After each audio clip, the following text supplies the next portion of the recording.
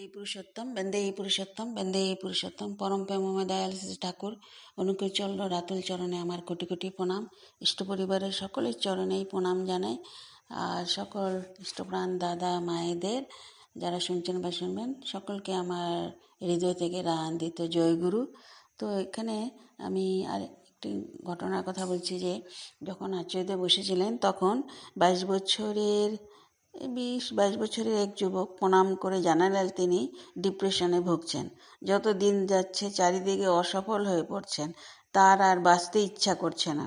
পূজ্যপাদ শ্রী আচার্যদেব ছেলেটির দিকে কিছুক্ষণ তাকিয়ে থাকার পর বললেন, তুমি অসফল সেটা তোমাকে কে বলেছে? সমাজ বলেছে, না তুমি তোমাকে বলছো? সমাজ বলেনি। সমাজ কখনো বলতে যাবে না যে তুমি অসফল। তুমি তোমাকে বলেছ আমি অসফল, তাই তুমি হেরে গেছো। কোনো পরীক্ষায় খারাপ ফল হতেই পারে, তার মানে যে তুমি অসফল তা নয়। তুমি পড়ে কতটুক শিখলে সেটা হলো জ্ঞান। তোমার নিজের কাছে কি এই জ্ঞানের খোঁজ আছে? ডিপ্রেশন আসে তখন যখন আমি ফলের আশা নিয়ে কাজ করছি। যেমন আমি এই নাম্বারটা পাবই, এই প্রশংসা পাবই, সেই নিয়ে কাজ লাগলাম। তার মানে কাজটা ইম্পর্টেন্ট নয়, আমার কাছে ওই নাম্বারটা ওই প্রশংসাটাই ইম্পর্টেন্ট। এইভাবে কাজটায় ফেলিওর হচ্ছ, তার উপর আবার অসফলতার তকমা নিজেকে লাগাচ্ছ। এইভাবে হচ্ছে ডিপ্রেশন। তুমি তৃপ্ত কি না সেটা আগে ভাবতে হয়। লোকে কি বলল সেটা কোনো কথা না। লোকে তো আমার কত নিন্দা করে, আমি কি নিন্দা নেই কত কথা? আমি যদি সেগুলো শুনতে যাই, লোকে আমার প্রশংসাও করে, আজও করছে, কালও অন্য কথা বলবে। আমি যদি সেগুলো শুনতে যাই তাহলে তো আমার লোকের চালে চলা হয়ে যাবে। আমার মালিক তিনি, তার আদেশ তোমার মধ্যে তখনই তুমি শুনতে পাবে যখন তুমি নিজেকে তার বলবে। আগে নিজেকে ভালোবাসো, বলো তুমি সুন্দর, সবার দায়িত্ব নাও। ঠাকুরকে নিয়ে চলতে এইসব ডিপ্রেশন কিছু হতো না। তো পরমপূজ্য আচার্যদেব আলোচনা শ্রাবণ 1430 আগস্ট 2023 বলেছিলেন। তো আচার্যদেব এভাবে শত শত হাজার হাজার লক্ষ লক্ষ মানুষের মানে আবেদন নিবেদন সে মানে সমাধান করেই চলছেন। কিন্তু তিনি এটা চান না। তিনি বলেন তোমরা এটা নিজেরাই সমাধান করতে পারো ঠাকুরকে ধরে।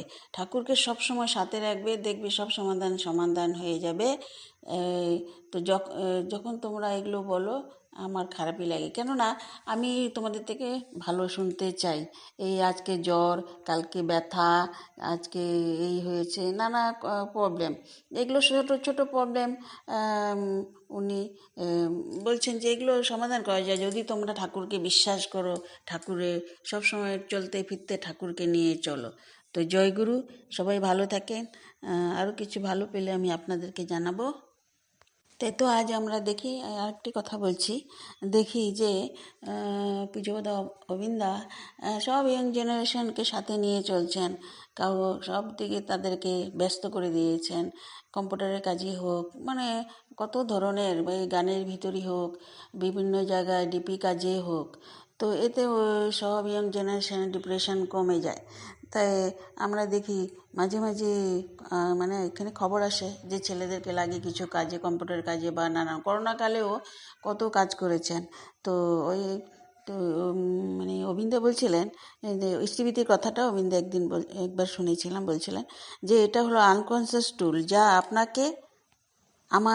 আমাকে সবাইকে বিনম্র হতে শেখায়। যদি আমি কারো কাছ থেকে কিছু শিখতে চাই তাহলে সব থেকে প্রথম আমাকে বিনম্র হতে হবে।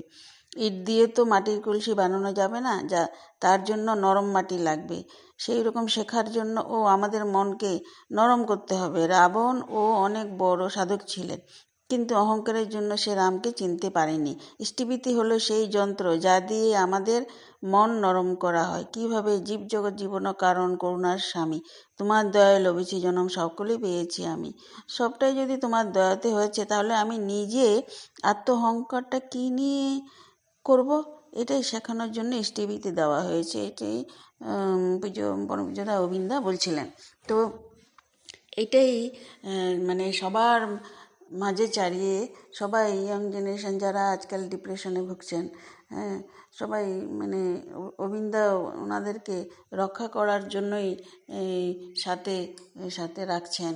এবং যদিও বাইরে অনেকে অনেক কথা বলে, কিন্তু এই রকে বা অন্য অন্য জায়গায় খারাপ কাজ না করে এই যে অবিন্দের সাথে ওনারা নানান জায়গায় যাচ্ছেন, করছেন, ডিপি কাজও করছেন, সব দিকে এইভাবে অনুপ্রেরণা দিয়ে এগিয়ে নিয়ে চলছেন। এতে দেখা যাচ্ছে যে অনেক অনেক কমে এসছে এটা, ডিপ্রেশন হোক বা যাই কিছু, সব কিছুতে সাহস পেয়ে যাচ্ছেন ওনারা অবিন্দাকে ধরে।